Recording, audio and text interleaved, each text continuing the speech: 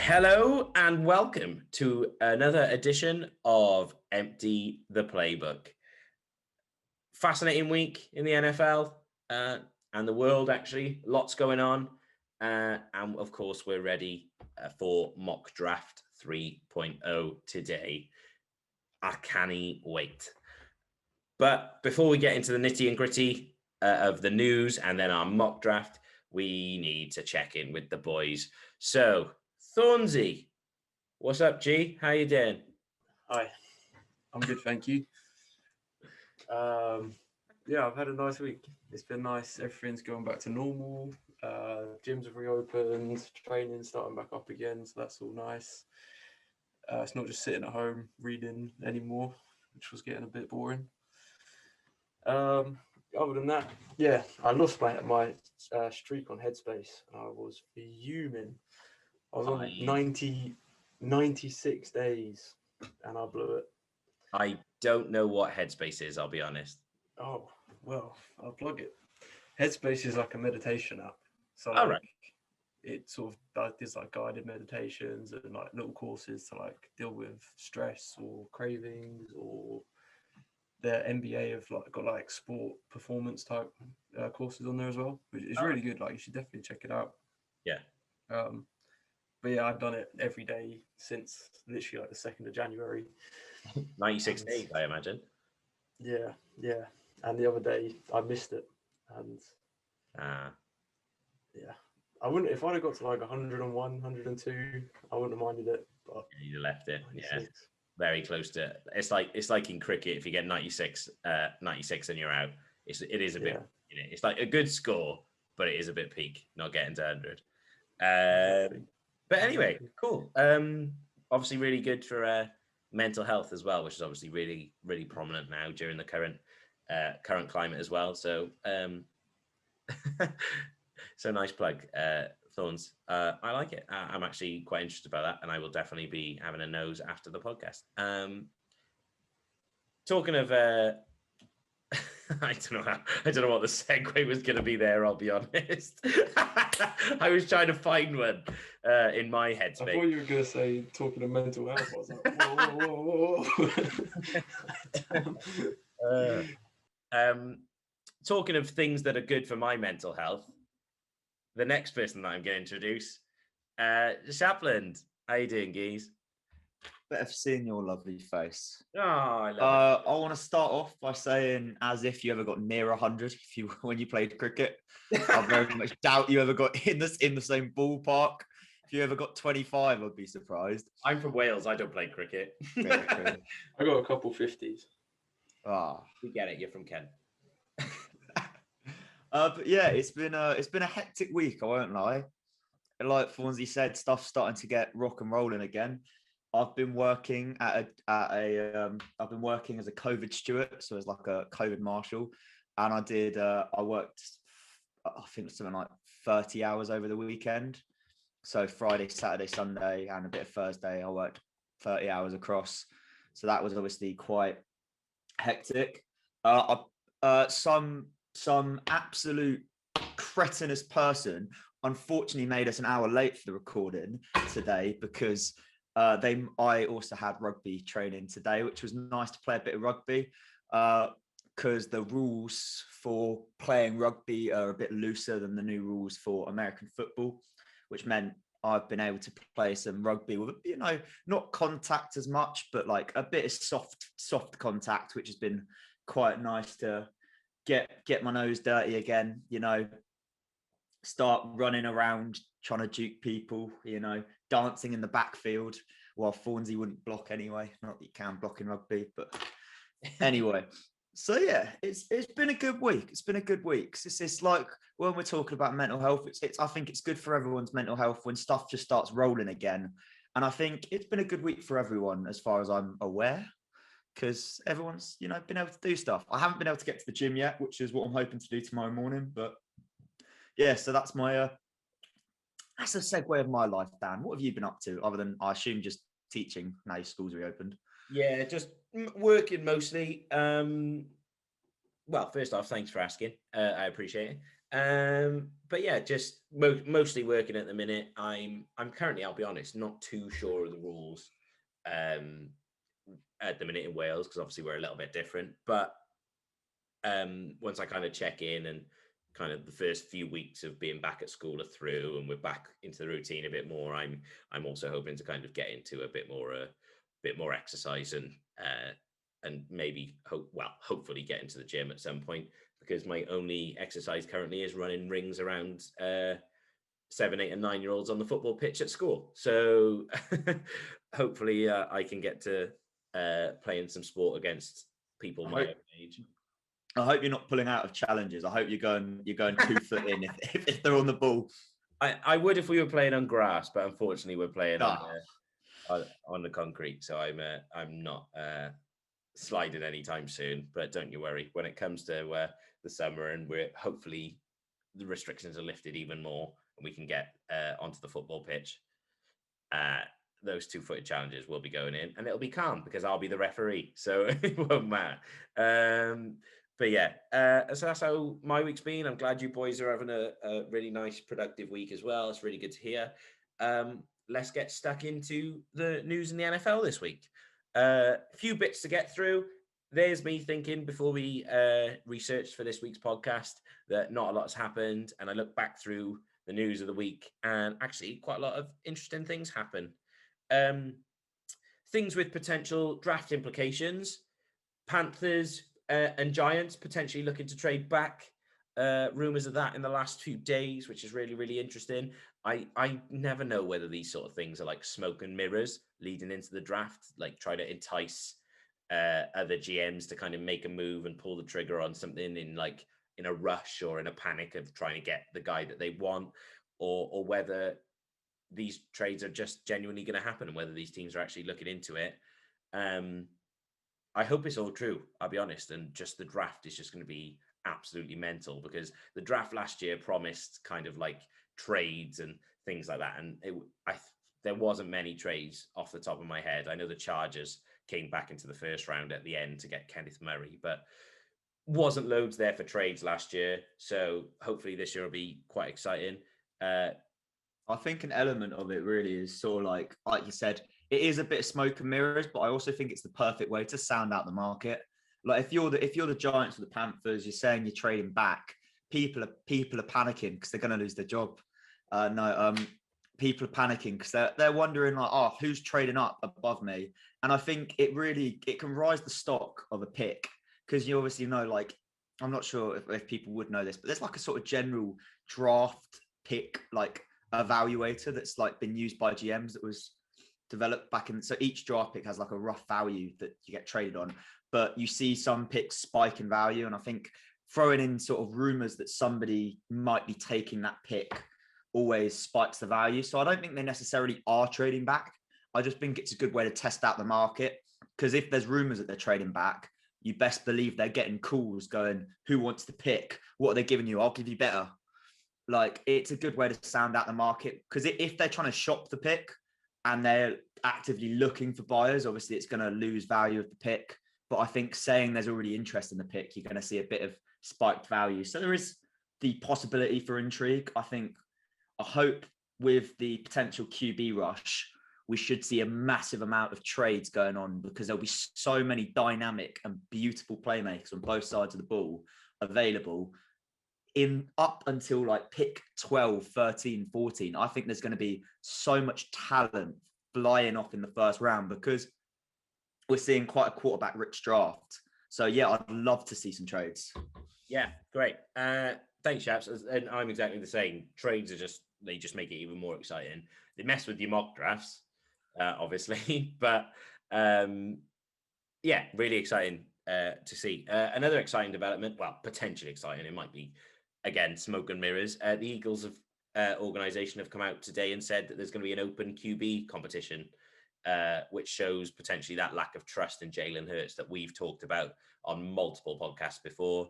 The only current QB, or the only other current QB on the roster, I believe, is Joe Flacco, who is obviously in his twilight years. I mean, maybe potentially even past his twilight years, to be honest. He's obviously not shown his greatest football over the past few years.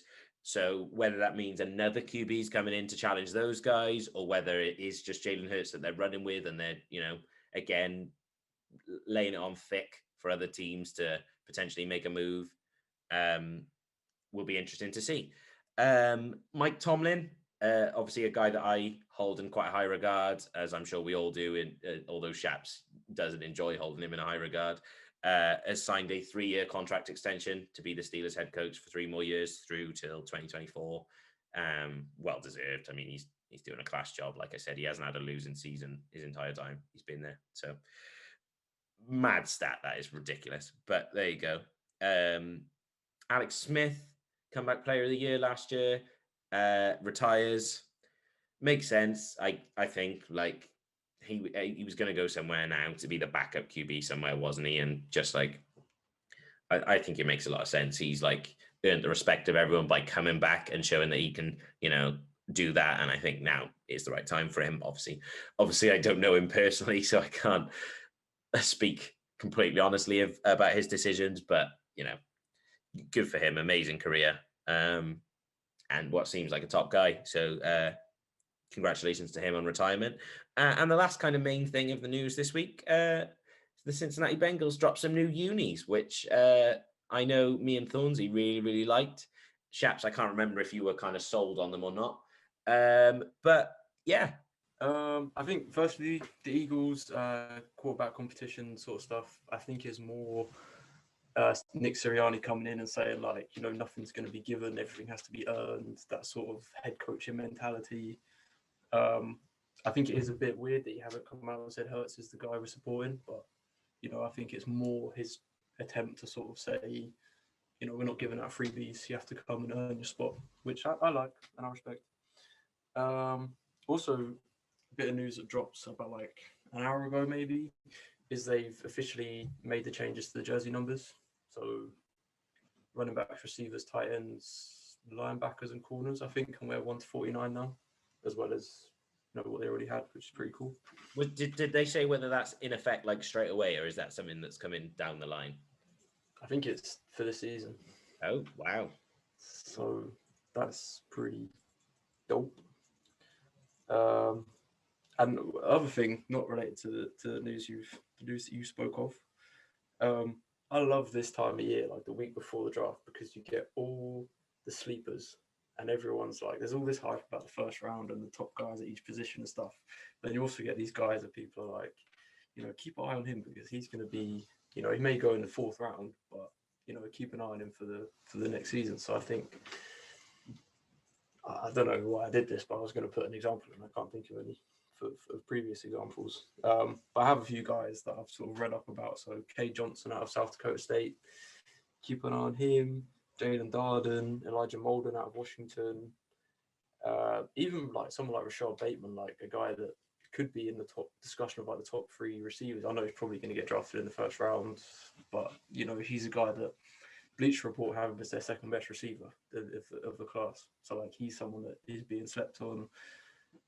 Landon Dickerson, Jermaine Davis. Like I don't want to take over and go off on like a sleeper tangent, but I just love this time of year because of that, because you get to see all these guys that make like day 3 of the draft interesting.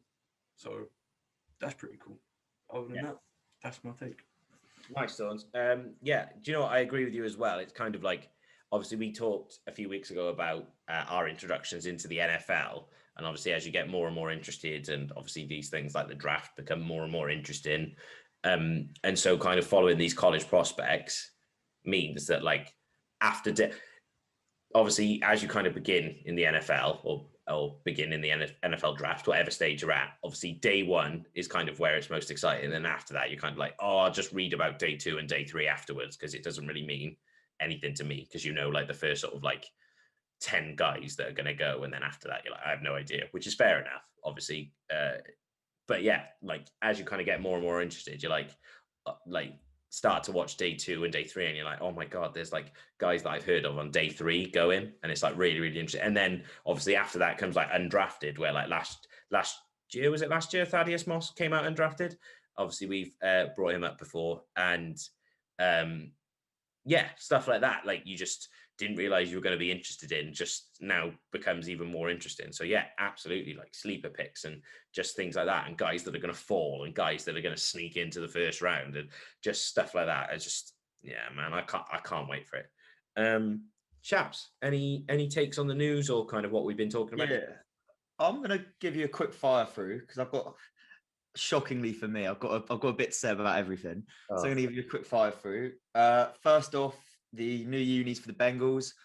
I think they're all right, but I think they look a bit basic. So that's just quick. The other thing I'd say is for the Eagles, I am literally just going to fire off on each topic quickly. Is for the Eagles. I don't like it. I think you come into the saying is, if you have 2 QBs, you have no QBs. Like, I want a head coach to come in and go, he's my guy, let's roll with him. I'm going to build around him. Because otherwise there's just so much uncertainty in the organization. And when you're changing head coach, there's already uncertainty there. So I think having an element of consistency can really help a team. And especially a team like the Eagles, where obviously they've had the talent, they've got the talent, but there's just been a lack of consistency. So I think having consistency in the most important position in football would have been nice. Numbers, I do like it and I don't like it. I don't like that it does seem to be a bit of a cash grab, but 5 years down the line, when it's been established for a long time, I think it will look sick. I love the idea of, I always find it funny when in Madden and stuff, when you have like your sort of drafted rookies and you always got your linebackers wearing like number 4, just because that's what the computer gives them. It's going to be weird, and it's going to be an adjustment. I'll say that at the least. Alex Smith as well is something I want to talk about, just because I think he's an absolute inspiration. Like, I think it doesn't matter that he's not playing anymore. He came back, and I think a large part of it, like I obviously don't know him personally. I know he's listening, but I don't know him personally. A large part of it was, I think he wanted to come back for himself to prove that he could do it and overcome it and be that role model.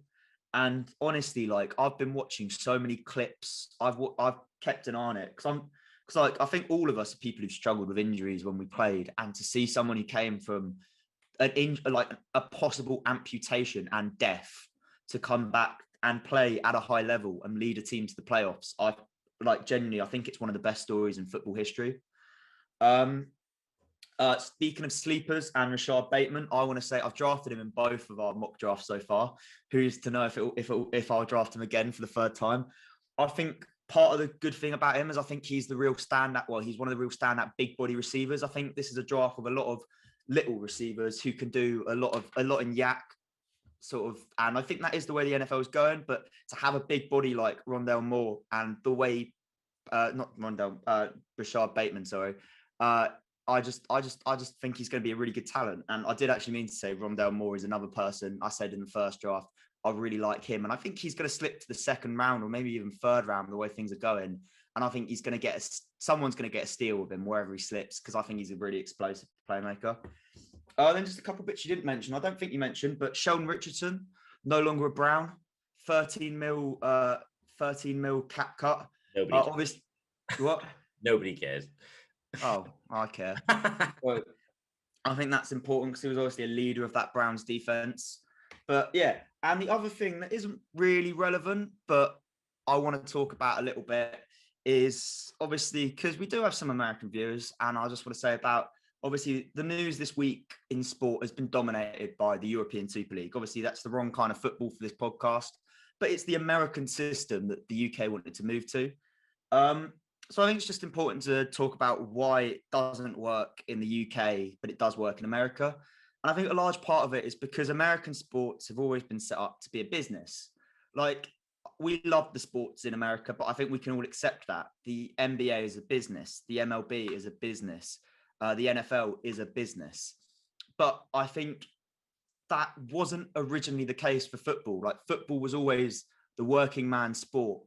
And that's something that was obviously going to go, because it's teams like, you've got Arsenal in 9th place, you've got You've got Liverpool outside the top four who only won one Premier League since the Premier League started. You've got Man City who 20 years ago were in the third tier of English football, all suddenly claiming that we're locked in, we're going to be the only people for history. And then you've got the stories like Leicester.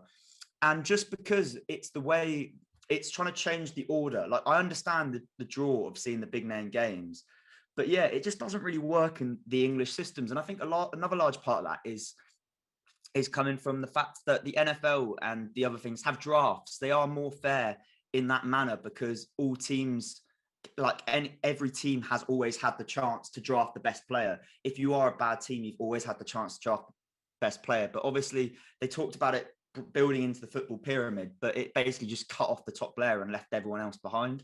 So yeah, just a light comment, but I just wanted to say, obviously I'm clearly against it and it's looked like it's folded now anyway.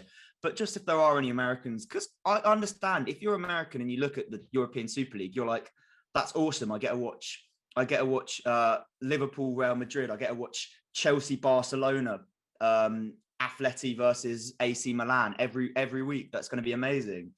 But it does sort of cut away from the bread and butter of football and of English football. And yeah, so I think it is important to sort of distinguish that because there are people who I have seen, like I know Pat McAfee got in a lot of hot water because he came out as a supporter of the European Super League on Twitter, obviously not realizing the culture behind it.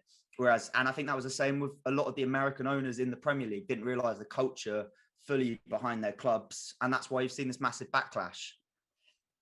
So yeah, just a comment I wanted to say for just because we are like an American sport-based podcast and you've got this English sport trying to move to American and we're English people talking about an American sport. So I just thought I'd drop that in there before we start our draft. Yeah, obviously it is it's big headline in the world of sport this week. And obviously, like you said, it's almost tearing itself apart now because virtually everyone has come out and said no thanks. But yeah, it is really interesting that a lot of these owners are American or not necessarily from the UK and have obviously this different mindset of what football is. And to them, it is a business because obviously, well, it is a business. They own these teams. They have to make money and spend money and et cetera, and they want to do what's best for their finances as I'm sure their club's finances. but yeah, it's really, really interesting. And I think my favorite thing, the whole thing, was that I was talking to my granddad about it earlier and he called it the Super Duper League, which I thought was really funny. That long-lived idea. But yeah, cool. Thanks, boys. That was the news. Okay, moving on to the third and final team mock draft that the three of us are going to do together before the 2021 NFL draft. Just a few ground rules again before we get started. If this is your first time listening to one of our mock drafts, just to give you a quick heads up of the rules. So there are currently 25 teams with first round picks. We have randomly generated and dished those out as best we can. I think it's me this time that's got one less pick than the two of you, which is absolutely fine because it meant I had to do less research this week. Help my workload. But yeah, so they've been mostly dished out fairly. We each have our own team that we support. For me, that is the LA Chargers. For Shaps, that is the Cleveland Browns. And for Thornsy, that is the Las Vegas Strip Raiders. So, so yeah. Sorry, Thorns. Yeah, there are no trades. We're doing it as is, as of time recording, what the draft looks like. And we're doing this completely live. So if the person before nicks your pick or steals your pick, you'll just have to deal with it and react on the spot. So those are our ground rules. With that being said, the Jacksonville Jaguars are now on the clock at number 1. Yeah, so it's me with the Jags at the number 1 overall pick. Obviously tempting to take Rashad Bateman here. You know, obviously, no, I'm joking. A wise Scouse teenager once said, I don't do if, buts, and maybes. I do absolutes. And this is the absolute. Trevor Lawrence is the #1 overall draft pick. There's rumors going around. The Jags have already given them their playbook, which I didn't realize. I'm glad you didn't say in the news because I wanted to say it here. But yeah, it's like no one's gonna. People knew Trevor Lawrence was the #1 pick 3 years ago. Like he's the #1 pick. I'm gonna just leave it at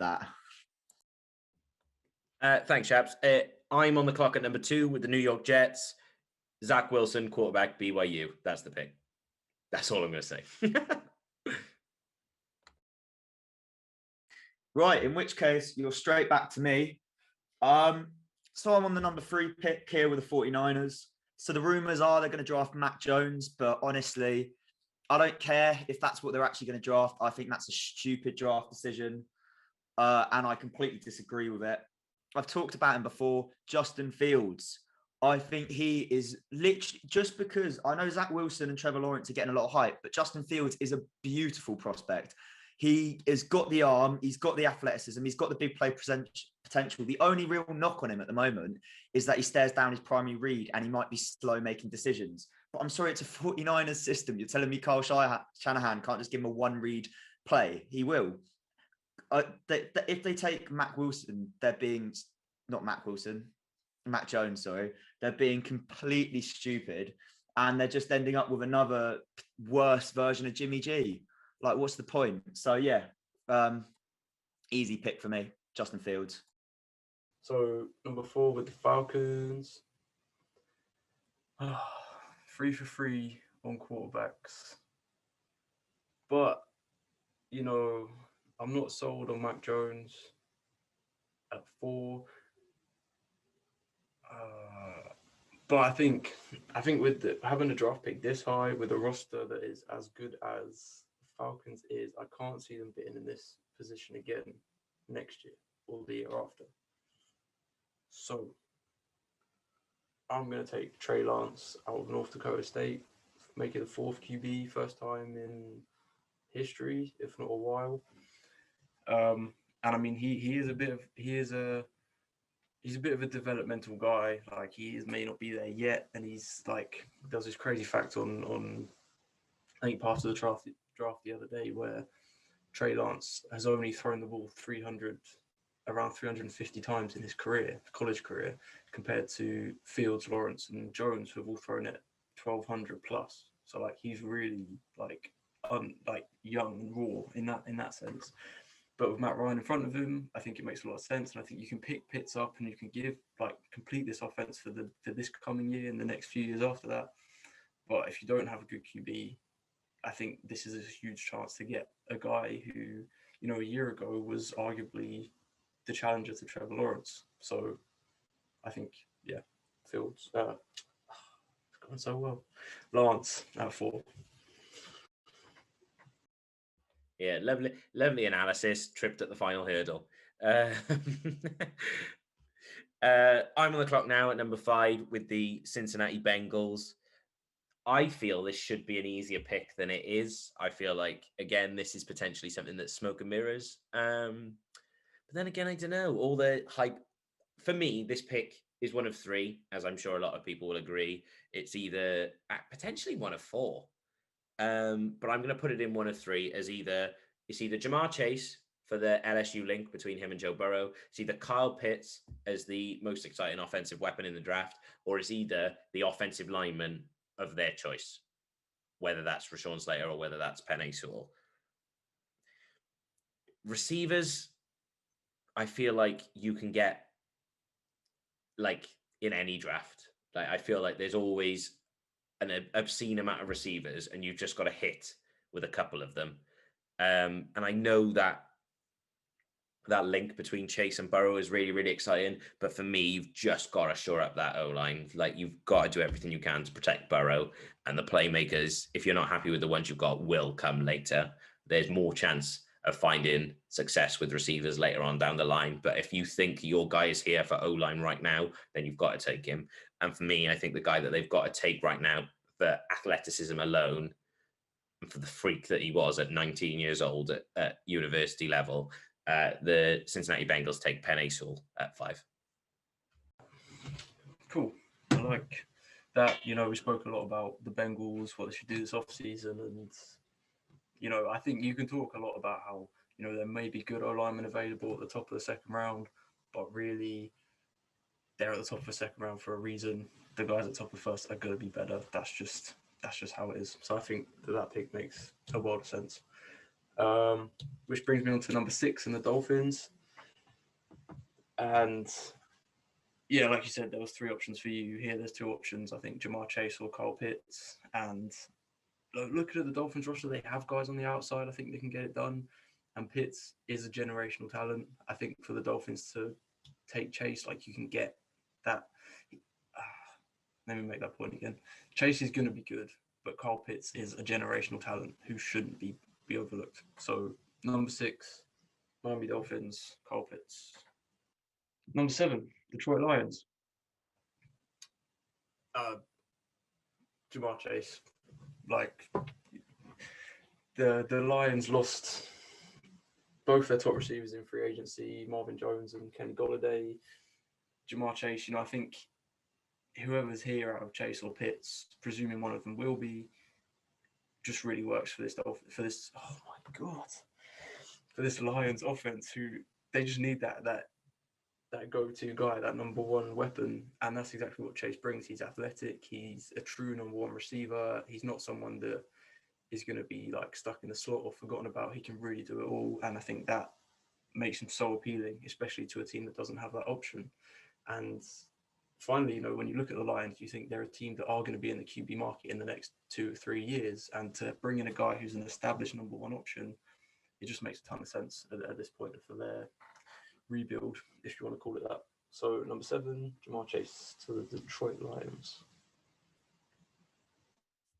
Righty ho. So it's me now on the clock at number 8 with the Carolina Panthers. It's an interesting position. Obviously, QB is a lot of talk, but I'm not taking Mac Jones. I don't mean to be mean to Mac Jones, but I'm not taking him with the number 8 overall pick. I remember I had the Panthers in our first mock draft, and I talked about how when they went to the Super Bowl, they had Cam, which obviously a big factor, but they had 2 main leaders. They had Greg Olsen on offense and Luke Kuechly on defense. Obviously, I took Kyle Pitts, but his draft stock has nothing but flown up since then. So I don't think he's obviously not available here, and I don't think he will be available here in the draft. But I've got Michael Parsons, the best defensive player, arguably one of the best defensive players in the draft, if not the best defensive player in the draft. And I think it's kind of good as well, because I like the idea that, like, they can get this piece that might necessarily not guarantee them wins next year, but that's not a bad thing. Like, they can come back, maybe trade their draft pick next year or do a little messing about and find that QB. But in the meantime, they've got a defensive leader for 5 years minimum. Like, I don't think they can pass on him. I know, like, maybe going linebacker with an 8th overall pick might be seen as a stretch, but not here, not with this player. I always get them confused, but Devin Bush or Devin White went like 5 or whatever it was a couple of years ago, whichever way around, because they're both called Devin. It just messes with my head. So sorry, guys, you'd always be paired together. But both very good athletes. Obviously, one now has a Super Bowl ring or whatever. But I think it's probably unfair to say that you can't get linebacker talent this high. I think linebacker is a potentially underrated position where you need to have a good players in place to go for a championship run. So can't you just leave my point alone? But I feel like some people don't. It's like drafting receivers in the first round. I feel like some people and teams tend to avoid it. But for me, yeah, I agree. There's nothing wrong with drafting a first round linebacker. Yeah, thanks for taking some of my time while I'm on the clock. With the number 9 overall pick, I'm only joking, sorry.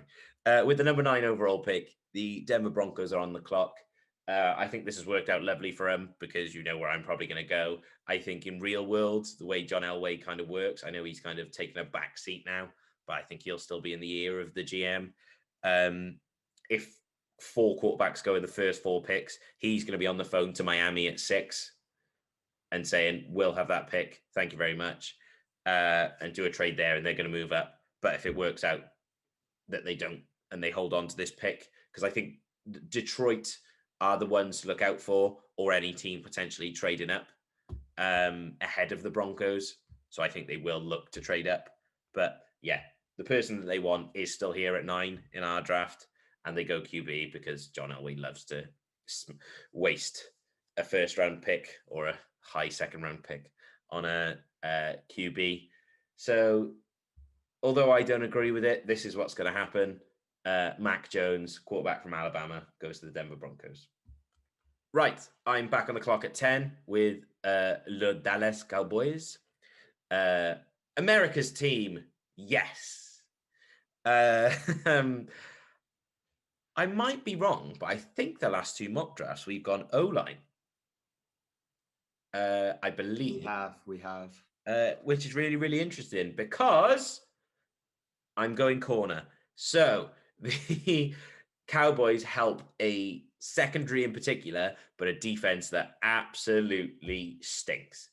And they sorted out a little bit with another player out of Alabama, another corner out of Alabama, to shore up kind of that secondary and really help them. And I think this guy is going to be a Pro Bowl player, 100% for me.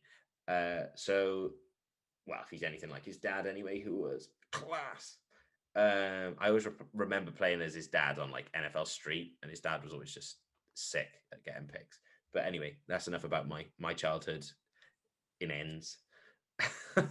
I've gone way off track here. At 10, the Dallas Cowboys take cornerback Patrick Surtain II out of Alabama. Sweet. Yeah, Surtain's probably my favorite defensive player. Not favorite, but highest rated player. If I had to, gun to my head, had to pick one, I'd probably go for him. So that leaves me on the clock, number 11 with the Giants. A bit surprised this guy's still here, and I'm going to contradict myself slightly because a few weeks ago I spoke about the Giants and how O-line was a big need, but not necessarily somewhere they're going to go. But I think if you're sitting at 11, Rashawn Slater's still there. He feels a huge need, protecting Danny Jones yet again. And I don't think there's an edge rusher that's going to go this high, and I don't think that there's a linebacker here that makes sense for the Giants, which is another position in need. So yeah, Rashawn Slater is going to be the pick for the Giants. Inside-outside versatility. At the very worst, he can be a sort of swing tackle or backup guard, someone that provides insurance for all 5 of those positions along the offensive line. And if any of these young players the Giants have don't work out, then Slater's there to step in and potentially win starting job. So there we go. Lovely. Thank you very much. I'm on the clock at 12 with the Philadelphia Eagles. I've ended up with a lot of the NFC East by accident. I think. Oh, no, just the 2. Never mind. Half each. Yeah. Woo. Oh, sorry.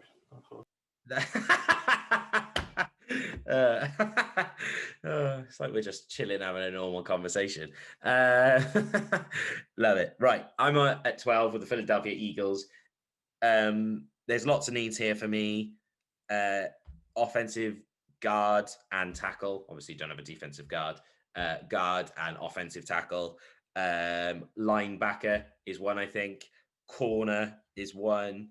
Safety is also kind of a need. But for me, I think the big one is getting Jalen Hurts or whoever it may be. Mr. Flacco, could be you. Career resurgence. Let's go. They need playmakers. And obviously, you've got the choice here of the 2 Alabama boys. And I personally think they might be a bit worried about the lack of weight that Devontae Smith has, being at 170 pounds. So I think they're going to go the opposite direction and go with Jalen Waddle, who is just an incredible playmaker across, obviously offensively, but special teams as well. And it's just going to be a very interesting player at the next level, and a really exciting addition to to that receiver core, I think, that needs much added help. So Jalen Waddle is going at 12 to the Philadelphia Eagles. And I'm back on the clock again at 13. I love the sound of my own voice. 13 with your LA Chargers. This has worked out lovely, I think, for the Chargers because, well, I say lovely, actually. This might be more of a headache because I think the Chargers are at a position in the draft where they're hoping that they've got a couple of needs, which is corner, obviously offensive line, because that will forever be the issue. And I think receiver is also an important one as well to add something to the Keenan Allen and Mike Williams duo. They need another playmaker there to help that receiver core. So they've now actually got a headache because I think three of the guys that they potentially want in JC Horn, the corner out of South Carolina. Yeah, I can remember which Carolina. South Carolina. Christian Darrisaw, I think, is a really a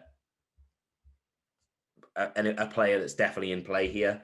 The tackle / guard out of Virginia Tech. But I think I'm going to go for the exciting pick here because it is my team, so why not? I think I'm going to go for Devontae Smith, receiver. The Eagles' potential loss is the Chargers' gain. We're not worried about the weight right now. We'll figure that out down the line. He's got two guys in the receiving core that can help him out and help, take defenders away from him, whereas the Eagles' receiving core is a bit more depleted, so they don't have as many. Devontae Smith, I could see being the main option in Philly, and therefore it being a harder time for him. And I think they'll have that in mind, and that'll personally sway them to go towards Jalen Waddle. So I think this run of receivers, these two picks have worked out nicely for both teams. So Devontae Smith, wide receiver, Alabama to the LA Chargers. I would love to see Devonta Smith. Devonta, yeah. Oh, God. Right. I would love to see Devonta Smith and Keenan Allen working together in a receiving core. I think that would be very exciting. Plus Mike Williams with Justin Herbert slinging it. That would be fascinating to watch. So I'm on the clock 14 with the Vikings. I don't think we've gone this way with this pick before that I can remember. I don't know why I did that. It's not on that list. JC Horn out of South Carolina. They added Patrick Peterson. They've addressed the cornerback position in a couple of drafts over the last few years. Hasn't quite worked out. Horn's a great athlete. He's exactly what Mike Zimmer looks for in a cornerback. That press man coverage, a guy that can take that receiver and wipe him out of the game. And not only that, but with Patrick Peterson being there, there's a guy that he can learn behind. And Patrick Peterson has been, one of the best man corners in the league for the last 5 years. Maybe not the last two, but before that. And if Horn can sit behind him and pick up those traits and learn how to develop his craft, I think that's an ideal situation for him to fall into, and brings back that elite shutdown corner that the Vikings haven't had since Xavier Rhodes in his prime. So, yeah, there's a lot of ways this pick could go. Don't hold it to being a cornerback, but I can't see an edge rusher that has the right value. I think it's a bit early to look at another receiver. I think Horn, if he's there, just makes a ton of sense. So there you go. I hate you with an actual passion. I was sat there after Dan took Smith, laughing, going, well, Thornsy's not going to take a corner with the Vikings. So JC Horn's just fallen into my lap. I literally was preparing stats. I literally had just looked up JC Horn's stats against top receivers because he's got PFF did a piece on it. He's got unreal stats. I was literally about to go on. I've got the steal of the draft here, boys. Done you over, but no, you've ruined my day. Right. So now I'm at a complete loss because I had JC Horn pegged in for that pick because I just assumed he'd be here. But it's interesting this. If the Patriots are sat here in this position, complete honesty, I can see him trading back. Because knowing Bill Belichick, I think he'll want to go back, get some more sort of average pieces and chip and change around that, because there's no one here who I think's enough of a talent for me. Obviously 5 QB's gone, so QB's completely off the board. I'm not taking a 6th QB in the first round. Receiver, Bill Belichick's not one to draft receivers, and when he does, they're called N'Keal Harry, and they haven't really panned out that well. Right, so honestly, I'm at a bit of a loss. I've got my probably number one player available from this pick is Christian Barmore, which is obviously a very good player. I could go corner because obviously which is why I wanted JC Horn, because there's talks about what's his face going? Oh God, I've had a complete mind blank. Someone save me. Help. McCourty. No. Gilmore, that's it. I don't know what I'm sorry. Yeah, obviously. Why sorry. There's talks about Gilmore going because obviously he's going to demand a massive paycheck. So yeah.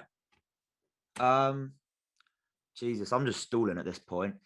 I know Jeremiah Owusu-Koramoah has gone in this pick before, and I don't want to be boring and just pick him again.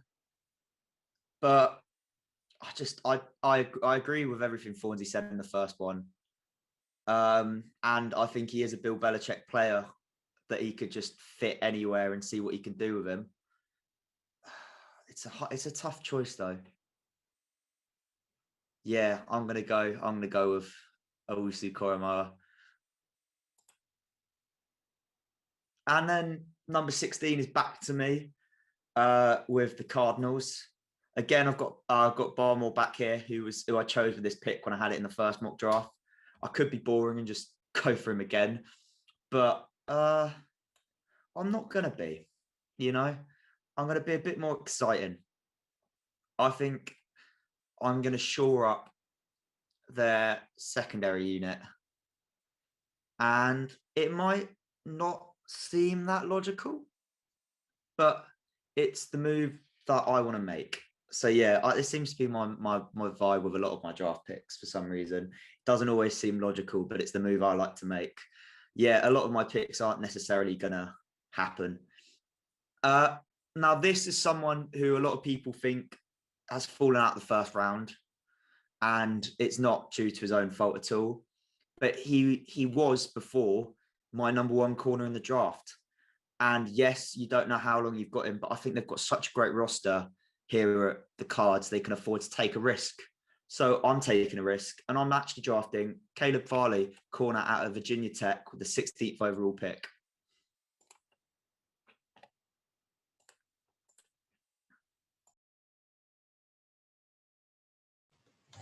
Very nice. I don't want to put that there. Yeah, Farley's a guy who I think it's one of them things where you look back at the draft and you don't always think, oh, that guy missed his rookie season. And I think we had this conversation last week, if not the week before, about that sort of idea. Like Joey Bosa missed the first 4 games of his rookie season. Who cares? It's obviously a shorter time span, but it's still the same sort of premise. Like, it's not where you start, it's where you end up. Put that on the bumper sticker. Right, Raiders number 17. I'm actually glad that you took Owusu-Koramoah because it makes this choice a lot easier. I know he's my guy. We go way back, first podcast. But I was watching after the draft the other day, and they spoke about Gus Bradley and guys that succeed in his system. And I realised that I've always spoken about that hybrid linebacker safety type as being like a core element of Gus Bradley's scheme. And I completely overlooked the fact that he always has a deep safety. Look at Earl Thomas. Look at how phenomenal Earl Thomas was within that scheme. And Trevor Morig at 17, I think he could be exactly what the Raiders need. That guy that comes in, fills that hole, fills that slot in Bradley's defense, and allows Jonathan Abram to go back to being like in the box thumper rather than trying to split him into this hybrid deep safety guy that moves all around, because that hasn't really worked for him. So, and again, like said it last time, the Raiders go an O-line. I think is a popular choice, but again, a choice that I don't really think reflects their needs based off of what happened last season. So, for the aforementioned reasons, Trevor Morrig is the pick for me. Right, number 18 with the Dolphins. Me being a moron, I forgot to plan for this pick. So let's see how it goes. What are the needs and who's available? I think the Dolphins are in a position to go best player available. Looking at their roster, they're fairly stacked, and their sort of needs kind of coincide with the way that the board's played out. If I had to look at their roster and say there's one spot where there's a glaring need, it would probably be edge rusher. So that's where I'm gonna go. And this isn't the guy I'd necessarily have at the top of my board, but I think he's the guy that fits with what the Dolphins are doing from like a time standpoint. I've read a little bit about Jalen Phillips, and I'm a little bit concerned about his injury history and the fact that he left UCLA, retired for a year, has a history of concussions, which has at least two of us on this podcast know is not something that goes away. So I'm going to go Kwity Paye out of Michigan as the first edge rusher selected in the draft. Freak athlete, like he put up like 36 reps on the bench press. That is insane especially for an edge rusher. He's quick. He fills that role very well, and it's just a huge position of need for the Dolphins. So crazy that it's taken till pick 18 for an edge rusher. It's so weird. It's weird because it's always been like an edge rusher going in the top 5, and then maybe there's a bit of a gap, but like, yeah, crazy. After that pick, number 19 with the Washington football team, I can't take Owusu Koromoa, who I wanted because he's gone earlier. What are their needs? I think linebacker is still a need. So I'm going to spice it up a little bit. I'm going to take Jamin Davis out of Kentucky. He's just an awesome player. Like Mark Ross, former Giants GM, said he's the best defensive player in the draft. Come to get him at 19, fill a huge position of need for this defense. And look at the way that Ron Rivera used Luke Kuechly and Thomas Davis in Carolina. I think this is an easy similarity to draw. And he's someone that I don't watch film particularly. If I did, I wouldn't really know what to look for. But from various NFL scouts, this is a guy that they love to watch, and they think he's just uber talented. Maybe 19 is a bit of a reach, but I think he's going to prove me right. So Jamin Davis. It is now me with the Chicago Bears at pick 20. And their QB of the future, Andy Dalton, obviously ready to take them to the Super Bowl. So you get a new QB. What do you get him? You get him a lineman. The line's not great there, if I'm being honest. But so I'm going to take a nice versatile player who I think can fill in multiple spots across the line for them. And he'll give them a lot of, he'll basically be a day one starter that's going to play anywhere you need him, except for maybe center. And I think that's going to be Vera Tucker out of USC. So that's my draft pick at number 20, Vera Tucker. Cool. 21, Indianapolis Colts. Oh, I love this bit of the draft because when you get to about pick 20, anything can happen. All logic goes out the window. I think I'm going to stop the slide of a big name. I think that's my goal for this one. Gregory Rousseau out of Miami. He's fallen down a lot of draft boards. I understand it. Like, he missed a year. He looked a bit tight at his pro day. These sorts, and then there's always that concern already coming in. A few people were a bit skeptical. But the thing that stands out for me, watching him, again, I've said it about 4 times, he may as well just employ me at this point, but watching pass to the draft, he came on, he did an interview there, and he spoke about how he prepares for games, and he watches films, and he looks for tendencies amongst the O-linemen. He sees how they set against the pass, how they play against the run, how he can exploit those tendencies, and how he can use his athleticism and skill to beat them. And as well, listening to to Daniel Jeremiah, NFL scout, talk about him, it's like he loves the way that he can adapt and develop his game throughout his year. And also, like, in his sophomore year, he had 19.5 tackles for loss, 15.5 sacks. That is nuts. If he can bring that to an already talented Colts defense, like if you look, Grover Stewart, DeForest Buckner in the middle, Darius Leonard cleaning up, he's got a lot of help. I think this pick makes a lot of sense. And I think as well, I rate him higher than Jalen Phillips. So I would have to go with Gregory Rousseau from Miami. Lovely. I'm on the board now at 22 with the Tennessee Titans. And yes, I did make myself laugh there. Oh, it's funny. Not lots and lots of glaring needs here. Some needs, but not lots and lots of glaring needs. One thing that I could do is look at finding that Corey Davis replacement, who will be the nice, will be in a nice tandem with AJ Brown. But this guy is still on the board, and I've already talked how I talked about Penny Sewell, and like if you go out and find your guy at guard or tackle, offensive line is just one of those things that if you think that's your guy, you need to go and fill. And I thought this guy would have been gone maybe 10, 12 picks ago. So the Tennessee Titans are going to fill a need, whether he plays right tackle or guard.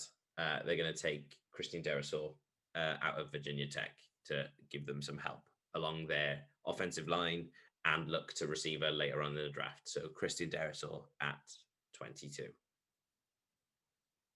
At 23, the New York Jets are on the clock. They could get a bit more help at receiver, but I kind of like what they've got. I like Denzel Mims. I like Jameson Crowder. Obviously, I've just spoken about Corey Davis. I think they're kind of set. They'll probably find a late round addition. So the main kind of things here are O-line, corner, maybe kind of like a stand-up edge rusher. But yeah, I think if Caleb Farley had slid, I think he'd have been the guy. But I think now that the top three are off the board, I don't want to reach for any of the guys that I can potentially get at the top of the second here, like Asante Samuel and different guys like that. So I'm going to look to fill that stand-up edge position. I think let's get a bit of pass rush to go along with Quinn Williams, who had obviously a breakout year. So we're going to go with the edge rusher Azeez Ojulari out of Georgia to give our pass rush a bit more bite. As we've already filled a need on the offensive side of the ball, we now look to defense. So Azeez Ojulari is the pick at 23.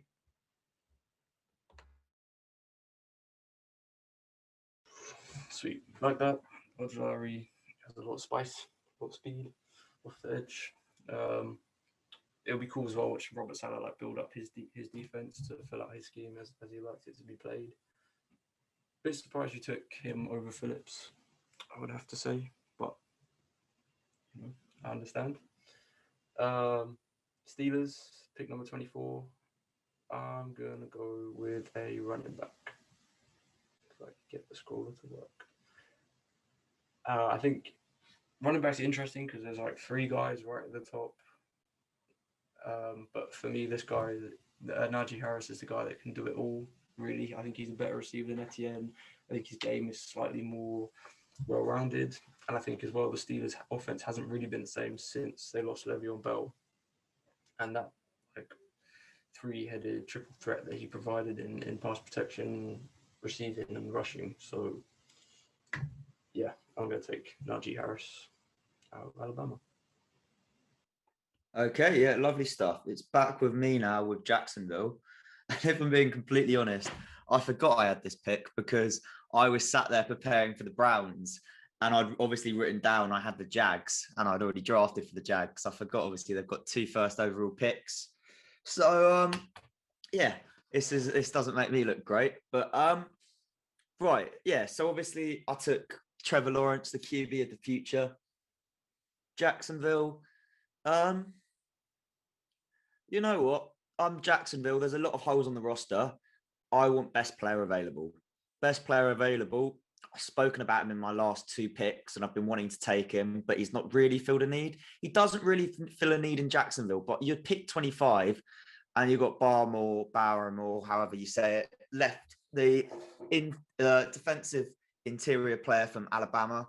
Just having him left at 25, I think someone's going to have to jump. I think you'd see probably a defensive interior needy team maybe jump up for him if they did if this did happen and he did slide. But yeah, like I said, he's not the most polished player, but the Jags aren't the most polished team. They're not expecting him to be the best player. Well, they're not expecting him to help them win a Super Bowl first season. He's got time to, maybe have some growing pains year 1, but he's an athletic freak who can hopefully find his feet in the NFL and start making some absolute dominant plays and destroying pockets from the inside. So yeah, Barmore from Alabama is the pick for me. Yeah, and then what a great pick before me. And then it's now me again. Now on with the Cleveland Browns at pick 26. It's an interesting pick to have because there's one thing I'd say about the Browns roster now is it's stacked. Like there's not really a hole that calls out for me, but it's interesting. I'm going to take a very unconventional pick again here. I think I just like to be slightly different, but so obviously they've recently signed Jadeveon Clowney. I'm not sure if we actually covered that in the news, but I think that was this week and we didn't cover it last week. But they've recently signed Jadeveon Clowney, absolute dominant player. But the way the Browns system works is they play sort of 4-2-5, and they have their defensive players lining up all over the shop, inside, outside. So like Myles Garrett will be playing D tackle. You'll have Jadeveon Clowney playing D tackle. So I'm gonna go completely out of left wind and take Jason Away, who's someone I've spoken about before, just because I like him. I think someone with that sort of speed coming off the edge. If you've got Myles Garrett, Jadeveon Clowney, Away, am I saying that right? I'm just going to assume I am. If you've got all 3 of them coming for your QB, Away, yeah. So like, if you've got all 3 coming for your QB, there's not much they can do. And obviously, the quickest way to shore up a secondary is to make the pass rush better. They've shored up the secondary anyway, so then, boom, gets the QB quicker, have lockdown secondary play, and this is going to be a Browns team I don't think anyone's going to want to play against. Like, no O-line in the NFL is safe. No QB in the NFL will be safe. Yeah. Anyway, so that's my pick. I won't talk about it too much more. It's me again, number 27 with the Baltimore Ravens. God, it was another great pick before me here. Now, there's only one player I'm drafting here. He's someone I wanted to obviously take first overall. He's someone I've taken in every mock draft. He's the number 1, in my opinion, big body receiver in the draft. And I think, obviously, they've got the smaller speedster. They've got the smaller receiver in... oh, God, why do I keep going completely name blanks? Hollywood Brown. That's it, Hollywood Brown, who's, I think, an amazing player. Like, he's a top player. But then you're gonna have Bateman. It's Bateman, by the way, if you couldn't guess, out of Minnesota. You're gonna have Rashad Bateman left 1v1s because people have got to respect the running threat of Lamar Jackson. So you're gonna have QB spies. People are gonna respect the speed of Hollywood Brown. So you're gonna have someone playing over the top. And we talk a lot about money downs, and money downs. That means you're gonna have Bateman potentially left 1v1. And I think 1v1, he will make that catch. That's his game. That's how he plays. And I don't know if he's necessarily a scheme fit for them at the same time, but I think he's a player that they could add to their scheme. If they add him to their scheme, he'll only create positives and he'll only make plays for him. Because like I said, people will respect the speed of Hollywood. People will respect the running ability of Lamar. So if you can have speed, if you can have an amazing running threat, and if you can have that big body guy, you can't double cover everyone. Someone's going to be left open. And yeah, that's my guy. Cool. Yeah, really rate the Bateman pick. I think he's exactly what Lamar needs. Like a big body receiver, intermediate sort of threat is pretty perfect. New Orleans Saints next on the clock. I think it's 28, sorry. I'm going to go receiver. I just can't decide which one. I feel like... I don't think we've had this guy in the first round yet. So... Actually, no, I won't take him. Okay, I'll go with Kadarius Toney. I think he's a gadget guy. His speed is electric. He can either make it as a receiver. I feel that Sean Payton like lead of like a Ted Ginn sort of mold, a guy that's like quick, explosive, takes stuff off the defense, works really well with Michael Thomas. Or he can add to the way that the Saints use these like gadget guys, a guy like Alvin Kamara. Like that's who Tony has modeled his game after, and to have two Alvin Kamaras coming at you instead of one, like how do you even defend against that? I think it just adds a whole nother layer to this offense. And if you can give James Winston guys that can break the game open rather than who can break the game open, it will take his game to a whole nother level and make the game a lot easier for him. And in doing so, make the Saints a whole lot more difficult to defend against. So I will take Kadarius Toney out of Florida.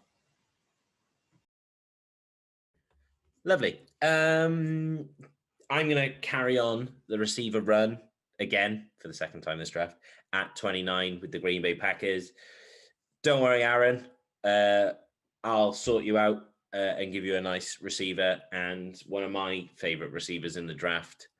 I gotta be honest, I quite like a lot of the receivers in this draft. But I quite like LSU receivers in general, as I'm sure Shaps does, because the Browns own about 45 of them. I really like LSU receivers, as evidenced by obviously the second placed offensive rookie of the year last year, potentially the guy that should have been in first after taking over Randy Moss's record at, I don't even know if it might have been rookie receiver record in general, but it was definitely at the Vikings anyway. But yeah, I'm going to take Terrace Marshall Jr. Out of LSU. Love the guy. Think he's going to be great. Red zone threat, big play ability. Honestly, it will just be really, really exciting. If he's paired with Devontae Adams, I think already that's a sick combination. And if that does happen, I can't wait to see what that provides in the NFL. So Terrace Marshall Jr. From LSU, the wide receiver at 29 for the Green Bay Packers. Yeah, lovely pick. Someone who I'm going to be completely honest, I don't actually know too much about. That's probably me not doing my due diligence on some of the players. But yeah, I like the idea of getting Green Bay that extra threat. So yeah, I'm now on the clock, pick number 30 with the Buffalo Bills. And there's a big name. Oh, actually, that's tempting. Okay. I've just sort of second guessed myself at the last second. So there's two guys who are calling out to me. No, yeah, I'm sticking with my guns. So basically, I'll give you guys a little bit of backstory. So a little insight into my mind. So the player I was thinking, the two players that are standing out to me here are Greg Newsome II and Jalen Phillips. And the way I see it is the Buffalo fell short at the final hurdle. They got to the AFC Championship, obviously, unfortunately lost, and then didn't make the Super Bowl. So I think the way to play is to play to win the like I've said this before in previous podcasts, you play to win your division. And when you know you can win your division, you play to win you play to win the championship game, because that's how you get to the Super Bowl. So who are they likely to be playing in the championship game? And it's probably Pat Mahomes for the foreseeable future, if we're being honest. Or if they make it back to the championship game, that's probably who they're going to be playing. How did the Bucks beat Pat Mahomes? They stuck him on his ass. They had him running around for his life. So I'm going to take Jalen Phillips, get a bit more pressure up, get a bit more pressure. Just try and basically, like, that's the thing. Like, we can see Pat Mahomes can make the impossible play, but he can only make so many of them, like, in a game, and he made a lot of them, and his receivers let him down. So just make it so the only way they can get a completion is the impossible. And that's even though he can do it. But anyway, Jalen Phillips is my pick out of Miami, edge threat.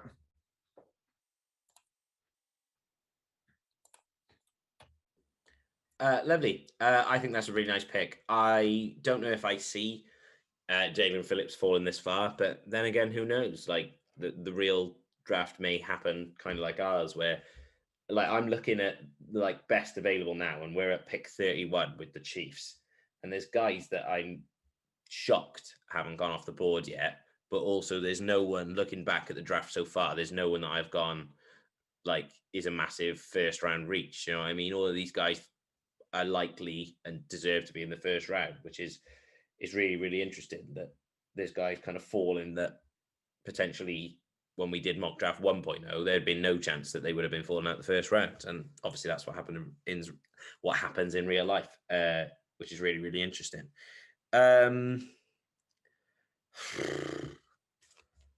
I've got the Chiefs at 31. Like I said, I believe I had the Chiefs last time. I'm likely to go here with the same pick that I did last time, which is a tackle, because I've made it abundantly clear I did not enjoy the moves that the Chiefs have made at offensive line this offseason. But there's Greg Newsome II is really exciting here. Like, really exciting. I know that's not a glaring need, but oh boy, that's exciting. No, I can't do it, as exciting as it is. And I, depending on obviously what the Bucks do at 32, that might mean Greg falls out of the first round, but I need, tackle is too important here, and I'm going to stick with the exact same pick that I picked last time. A guy that's used to kind of like a pass first offense, will be good in kind of like the screen game and all the kind of versatile offense that the Chiefs play. Samuel Cosme, tackle out of Texas. I think if he's still here, I think it'll be the perfect guy. And I stand by it, from mock draft 2.0 to mock draft 2.3. Sam Cosme to the Chiefs, 31. Hello. It's back with me. And on pick number 32, with the reigning Super Bowl champions, the Buccaneers. So obviously the Buccaneers brought back every single one of their Super Bowl starters, which is a joke. Let's be honest, it's a joke. And that's the Tom Brady effect of when you've got a QB that takes pay cuts and actually wants to win. But anyways, it's an interesting pick, because they brought back the Super Bowl starters. I've said this for every bloody pick, but I'm going to go a bit out of left field. Yeah, shocking, I know. I'm going to go for someone I actually mentioned earlier on, someone that I'm really excited for. And this is actually, the idea behind this is cost benefit analysis. The Bucks are stacked in a lot of positions. One position they're stacked in is receiver. Receivers get expensive. They've got a lot of receivers who are going to be demanding a lot of money. So I'm going to get another receiver just so I can afford to lose one, if I'm being perfectly honest. And that receiver is probably a bit too like, is it Scotty Miller? Yeah, Scotty Miller. But he's one of my favorite receivers in this draft. And I said in the first one, I think he can be offensive rookie of the year. I don't think he will be if he goes here, because I don't think he'll be getting on the field as much. But I think if I take this receiver here, they will be able to perform. They might just play some special teams. They're a great gadget player. They'll pop up all over the shop. And realistically, like I said with my previous pick, was a team that has so many good good weapons like the Bucks do, they can go 5 wide, put this guy in the slot, leave him one-on-one. And I don't think there's many players in the NFL that can cover this player one-on-one. And that's praise just because of his pure explosive playability. And I'm going to stop, teasing with it. Unfortunately, it's not Newsom the second is dropping out the first round. It's Rondale Moore, the wide receiver from Purdue, who I'm completely infatuated with his play. And I want to see him go as early as possible. So yeah, that concludes Mock Draft 3.0. Well, hey. Nice, boys. Obviously, this is Mock Draft 3.0. This is our last one as a united front. And this is exactly pick for pick what's going to happen. So enjoy this, guys. It does come with a spoiler alert warning. Because, like I said, this is what's going to happen. Imagine if that actually does happen. Every single pick for pick, no trades. Honestly, I'd literally, well, I'm sure we'll all be messaging each other anyway, if not on some form of call. But imagine, yeah. But anyway, nice. I'm kind of looking back through, and I think Jamar Chase falling to the Lions is a nice pick. I like the JC Horn pick to the Vikings. That's interesting. Owusu Koromoa to the Pats makes so much sense. It happened in our mock draft 1.0, I think. I liked the Moyrig or Mo-Rig pick to the Raiders. I think that makes a lot of sense, letting Jonathan Abram come down and just hit whatever he wants to. There's loads and loads. Jalen Phillips, lovely picks. So really, really nice. Great work, boys. I'm sure GMs will be in touch soon with potential openings for us to get involved. But yeah, that is the end of our Mock Draft 3.0, and that is the end of the episode today. Oh, it's not. Oh, whoa. Yeah, go on. Sorry. How dare Welcome back to everyone's favourite section of the podcast. It's Shapland's quiz time. Right. That's copyrighted. I hummed it to myself. That's fine. Right. So I gave you the statistic that Tom Brady has had 1,043 rushing yards in his career. Incidentally, I think he's lost something like, I think the stats are ridiculous, like in the many hundreds he's lost from taking a knee. He's lost like something like 300 yards of potential rushing from taking knees. But anyway, so I asked how many first round pick running backs have not managed to surpass Brady's 1,043 rushing yards since Brady was drafted. And the answer was 5 first round picks at running back. Unfortunately, a lot of them have been due to injury or circumstance, and a couple of them are more recent. So I'll just take you through them. We've got Chris Perry, who was drafted in 2004, 26th overall by the Bengals, has 606 yards. Jahavid Best, in 2010, 30th overall by the Lions, 945 yards. David Wilson, 2012, 32nd overall by the Giants, 504 yards. Then a pick that I slated at the time, I've continued to slate and I've hated ever since because I think it's ruined his career and it was a stupid pick from the franchise. I know he has been injured as well, but Rashad Penny, 2018, 27th overall to the Seahawks was such an unnecessary pick. He is 823 yards. And then obviously last year's first round pick running back, Clyde Edwards-Helaire, 32nd to the Chiefs with 803 yards. So yeah, those are all the first round pick running backs. Hope you enjoyed. And before you go, I'm going to stick with drafts. So obviously for next week's question, we've had Trevor Lawrence go first overall every draft. It's a lock. And if not, it'll be a different QB. So it feels a bit, samey, like QBs go number one every year. So I'm going to ask you, how often do you think it happens? So between the years of 2000 and 2020, there has been a draft every year, obviously. How many of those first overall picks have been quarterbacks? So out of how many would that be? Would that be 21? I know it's 21. It would be from 2000 to 2020. So it would be out of 21. Okay. Yes. Me and Thornsy will have a guess in our own time. Obviously, as to not give any hints or clues to listeners that are playing along, as we know, because all three of us get messages from people with their guesses. Well, I know I've had a couple, and I know Shaps lives for this part of the show, so and rightfully so. Give somebody a bit of control, and they run away with it. Right, now it is officially the end of the show. Sorry, I forgot your really important bit, Shaps, because like I said, it is something that obviously me and Thornsy both enjoy. You enjoy running, and I know a lot of our listeners enjoy having a crack at as well. Great episode, boys. Lots of exciting news in the NFL, and of course, our Mockdraft 3.0. Yeah, that's it. Have a good week, Shaps. Take it easy, big man. Thank you very much. You too, and you as well, Thornsy. Cheers, Shaps. Very polite. Gold star for you. And Thornsy, have a good week as well. Thank you very much, and enjoy the draft, everyone. Of course, yeah, absolutely. Enjoy the draft. Enjoy the draft, everyone. Take it easy and make sure that you listen back to ours and see that we have got it absolutely spot on.